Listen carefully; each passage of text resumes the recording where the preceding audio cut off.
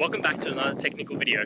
Today I'll be going through your question, answering it, and hopefully finding that solution that you're looking for. Guys, remember to stay just a little bit crazy like me, and hopefully you work through that resolution. Let's continue on.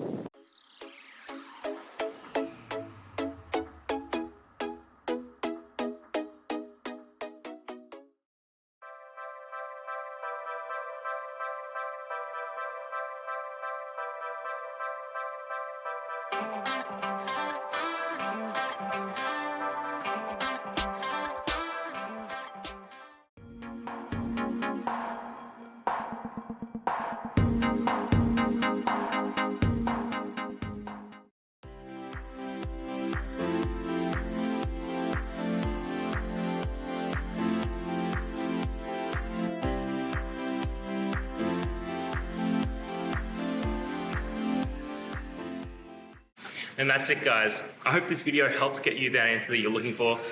Now, I'll see you next time. Please subscribe for more question and answer videos. And if you have any more, please just shoot them through in the comments. Have a good one.